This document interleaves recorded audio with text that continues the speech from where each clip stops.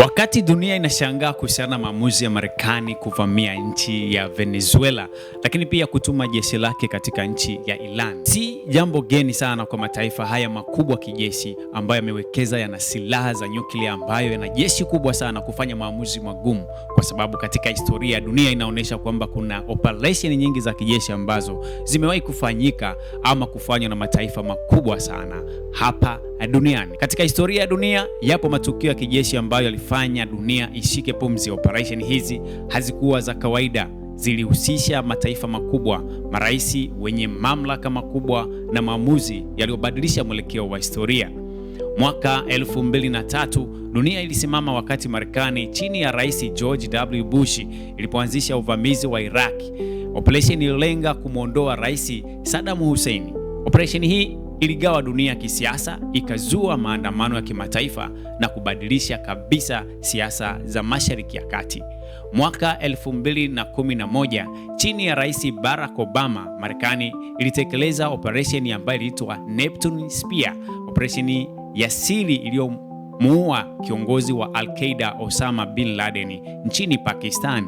Taarifa za operation hii zilisambaa dunia nzima kwa kasi na kuifanya dunia isimame kufuatilia kile ambacho kilitokea. Mwaka 1991 Rais George W. Bush aliongoza tena muungano wa kimataifa katika operation ambayo iliitwa Operation Desert Storm dhidi ya Iraq baada ya kuivamia Kuwait. Operation hii ilionyesha kwa mara ya kwanza nguvu kubwa ya teknolojia ya kijeshi ya kisasa na kubadilisha mbinu za kivita duniani. Katika vita kuu ya pili ya dunia, operation ambayo iliitwa Overlord D-Day ya mwaka 1944 chini ya uongozi wa rais wa Marekani Franklin Roosevelt na waziri mkuu wa Uingereza Winston Churchill, ilikuwa uvamizi mkubwa uliotikisa Ulaya na kuhakikisha kuanguka kwa Ujerumani, yani Nazi. Mwaka 1976 dunia ilishangazwa tena na operation ambayo ilifanyika nchini Uganda ambayo ilikuwa inaitwa ni Operation Entebbe,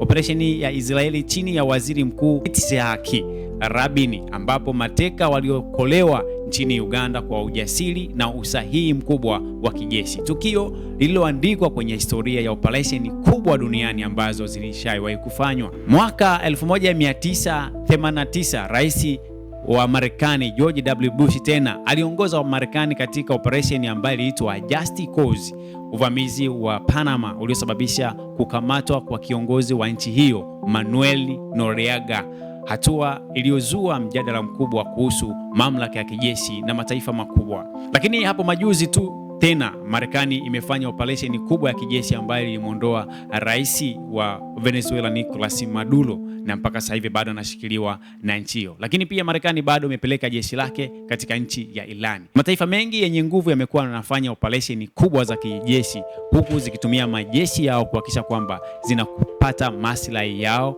binafsi. Kwa ujumla, operation hizi zinafanana kwa jambo moja: zilifanywa wakati dunia nzima ikitazama, ikishuhudia maamuzi ya juu kabisa ya uongozi wa nchi. Ziliacha athari kubwa sana ambazo mpaka leo zinaendelea kukumbukwa. Hii ni CF Media.